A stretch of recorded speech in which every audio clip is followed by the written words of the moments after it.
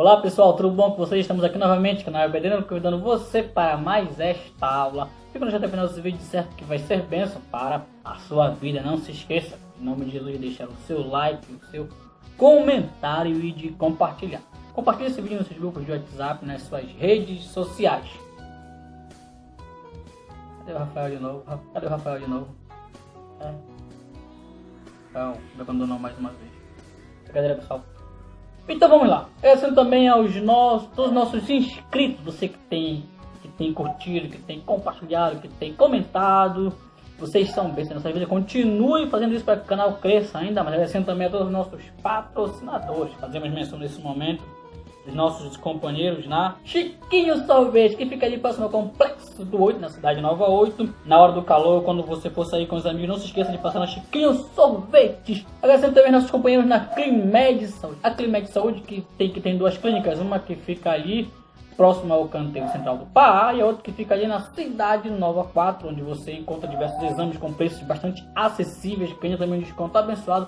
Passe na Climed Saúde. Agradecendo também a nossos companheiros na Pinheiros Tecnologia. Na Pinheiros Tecnologia, onde você encontra suprimento para informática, você encontra seus serviços, encontra materiais de tecnologia com preços bastante abençoados. Passe na Pinheiros Tecnologia, que se encontra ali na Cidade Nova 7, Tabuel 80, número 741. Fale com o Daniel que você vai ser abençoado. Agradecendo também a Lírios Recepções tem um recado para você. Você que está pensando em fazer a sua confraternização, a sua festa de final de ano, ela está com preços acessíveis. Então teremos promoções no mês de novembro e de dezembro. Passe na Lírios Recepções para você ser abençoado. Bom pessoal, é isso aí, vamos lá, roda a vinheta.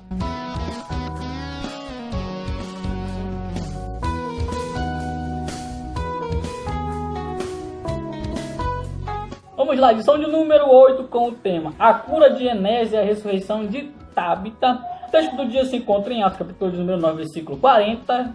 Mas Pedro, fazendo-as sair a todos, pôs-se de joelhos e orou, e voltando-se para o corpo, disse: Tábita, levanta-te. E ela abriu os olhos e, vendo a Pedro, assentou-se.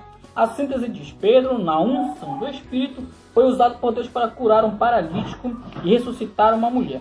Esses milagres fizeram com que muitos crescem no Senhor Jesus. Nosso texto bíblico se encontra em Atos capítulo número 9, versículos 32 ao versículo de número 43. Tá, ainda falando do capítulo 9 de Atos, nós podemos destacar aqui dos versículos 1 ao versículo 30, estamos falando de Paulo, a conversão de Saulo, quando Saulo ele vai para Damasco, onde ele escapa.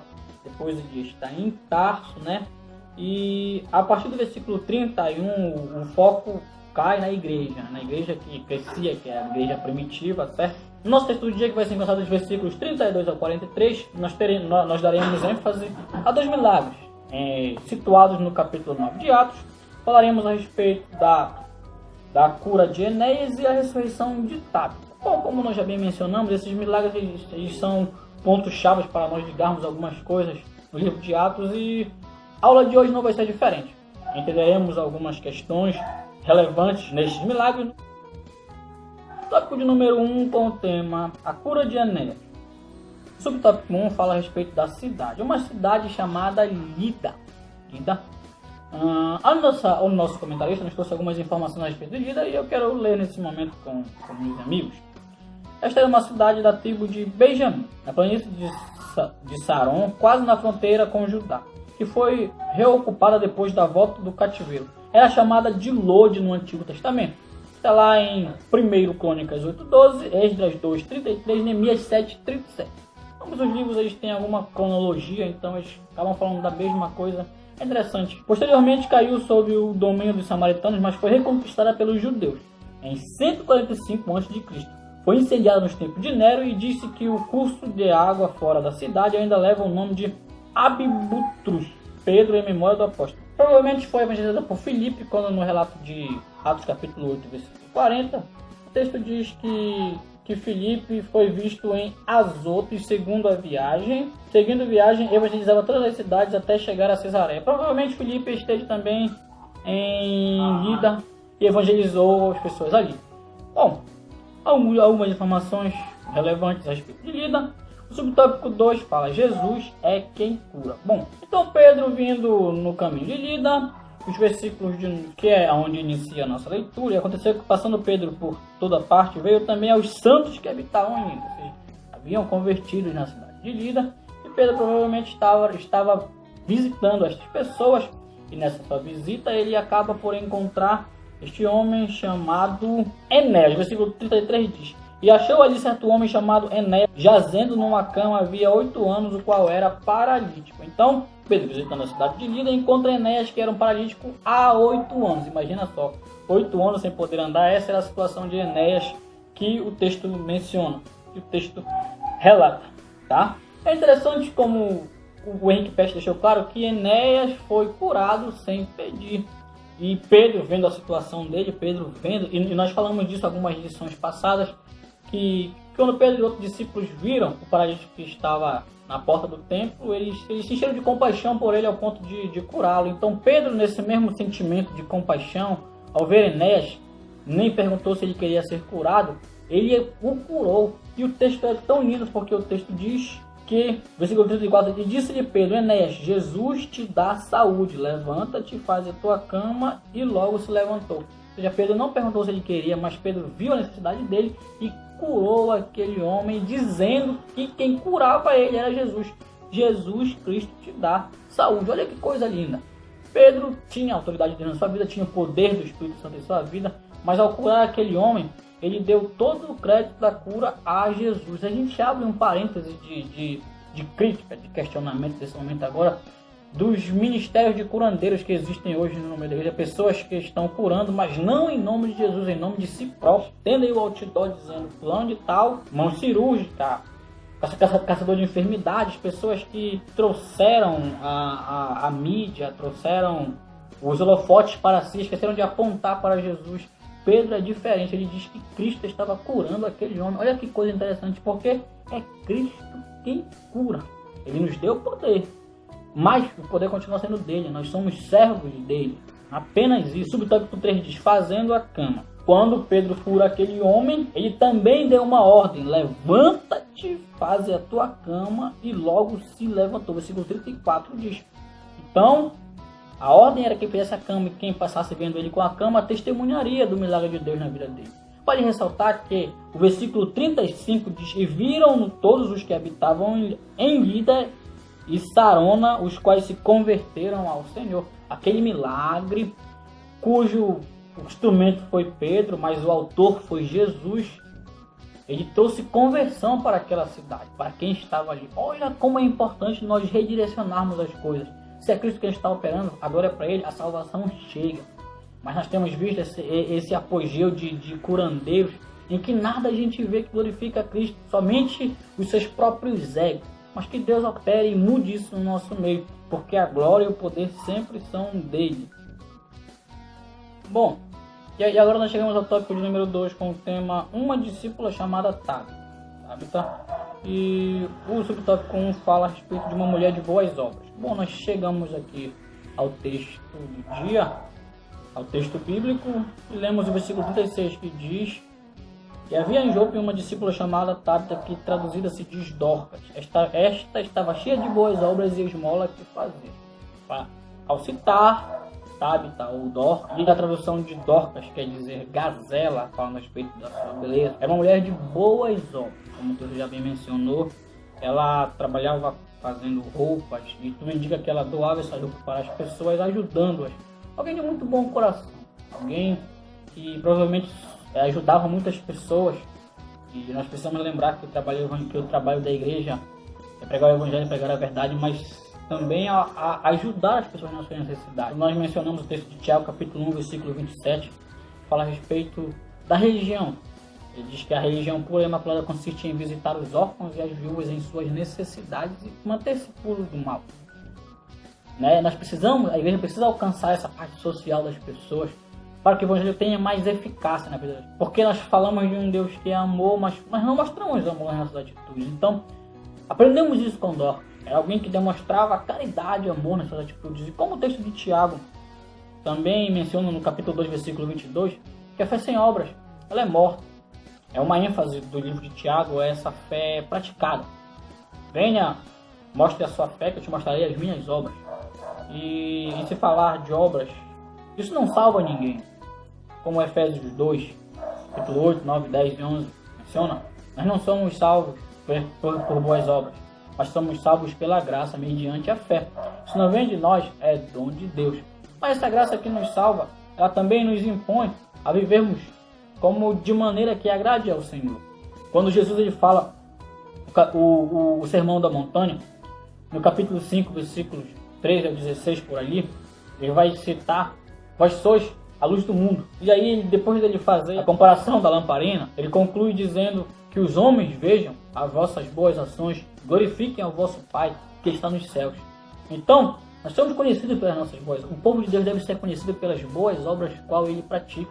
Tá? E o subtópico 2 diz: os discípulos também enfrentam a adversidade. Pois é, Dorcas era uma pessoa boa, era uma pessoa gentil, que vivia um evangelho prático, mas não foi isenta de falecer. Pois é, crente que faz a obra de Deus, que vive uma vida correta, também pode passar por dificuldades, também pode falecer.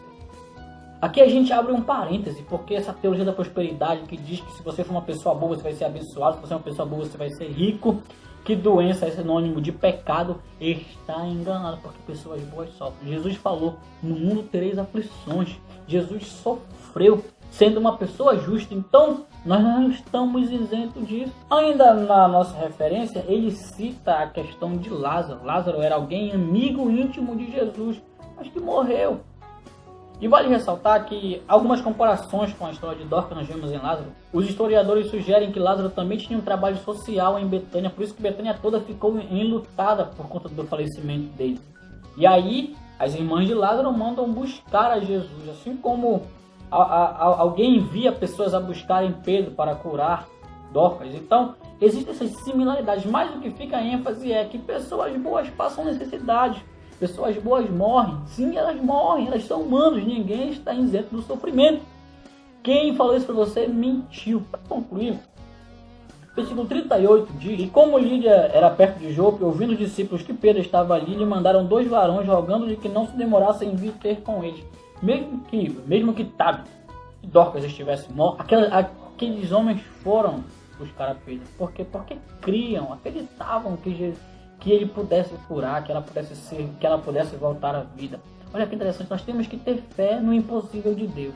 É difícil, mas morreu, já cheira mal, por causa de Lázaro falando. Mas nós temos que crer. E outra, tem que existir alguém para ir buscar socorro. Esses 2 discípulos, eles apareceram aqui para ir buscar. Existem pessoas que não vão conseguir chegar até Jesus, que estão impossibilitadas. Mas alguém tem que levar Cristo até elas, ou levá-las até Cristo. Essa missão, ela é minha e ela é sua. E segundo a informação, eles andaram 15 quilômetros a pé. A esperança consistia em encontrar Pedro e trazê-lo. É assim que devemos agir em prol de nossos irmãos que estão em dificuldade. Façamos tudo o que está em nosso alcance para trazer a esperança, crendo no milagre do Senhor. Ei, Deus quer nos usar para essas pessoas. Existem muitas pessoas carecendo de Cristo. E é nós que tem que usar. Quando muitos não conseguem, nós conhecemos o Evangelho, fomos salvos por ele, temos mobilidade para fazer isso. Ei, faça isso. Ajude alguém que não pode chegar até Jesus. Leve Jesus até ela, leve ela até Jesus, mas faça alguma coisa em nome de Jesus.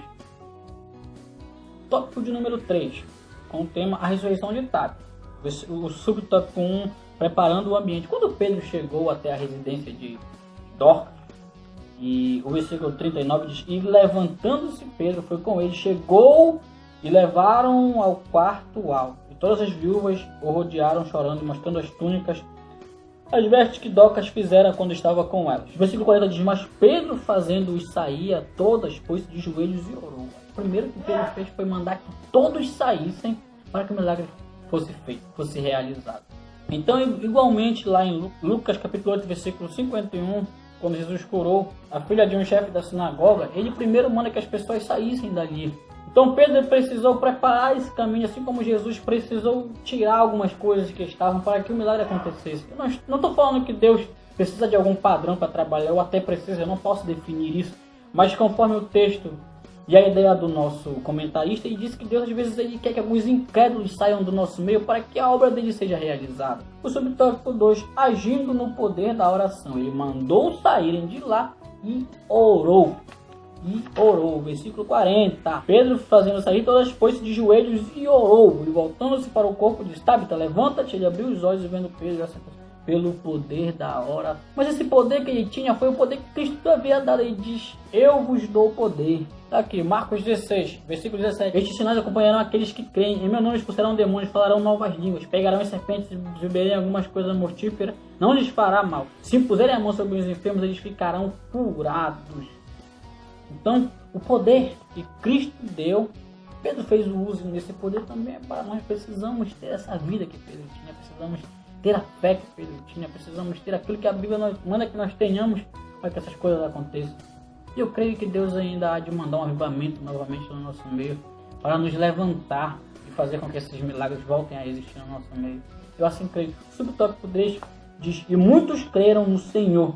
Versículo 42 diz: e ele, dando-lhe a mão, a levantou, chamando os santos e viúvas, apresentou-lhe viva.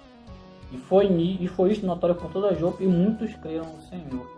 O maior motivo de Deus fazer milagre tem que ser isso, salvação de vida. E o milagre vem com a finalidade de anunciar o reino de Deus, de socorrer o necessitado e de salvação de vidas. Olha só, quando o reino é anunciado, as vidas se entregam a Cristo. E o milagre também vem para socorrer o necessitado. Então, nós vemos essas três faces do milagre nesse acontecimento. Então, é necessário nós crermos nisso, nós buscarmos viver isso. Que essas lições venham a colocar-nos na parede, convidarmos novamente a buscarmos esse sobrenatural de Deus em nossas vidas. Por mais que fosse a alegria daqueles cristãos, especialmente das viúvas, de terem de volta a gazela, Dorcas, o mais importante era o avivamento espiritual que isso causaria. Tabita um dia morreria novamente, mas aqueles que criam no Senhor já teriam assegurado a vida eterna em Cristo. A cidade de Jope era rodeada de muitas vilas e aldeias. Dificilmente essa extraordinária notícia não chegaria a todas elas. Então, houve um avivamento de salvação de vidas naquele lugar. Então, esse é o propósito de Deus para a sua igreja, que nós andemos no poder. E para concluir, acho que nós concluímos dizendo que dessas ideias mostram o poder de Deus, que Ele tem poder para ressuscitar e para curar pessoas. Basta que nós busquemos esse poder para sermos usados. E a glória, a honra e o poder sempre vai ser dele, porque a obra é dele. No primeiro tópico nós buscamos mostrar como se deu a cura de Enéas. No segundo tópico ressaltamos a importância do trabalho feito por Dorcas, como alguém de boas obras. No terceiro tópico nós refletimos a respeito do milagre da ressurreição de Dorcas e o alcance que isso teve. E nós queremos agradecer você que ficou até o final desse vídeo. Não se esqueça de curtir, de comentar e de compartilhar, para que mais vidas sejam abençoadas, sejam tocadas, sejam avivadas, tá? Sejamos Pedros novamente para sermos usados as vidas. E continue conosco, tá? Compartilhe esse vídeo nos seus grupos de WhatsApp, nas suas redes sociais, tá bom? E EBD Núcleo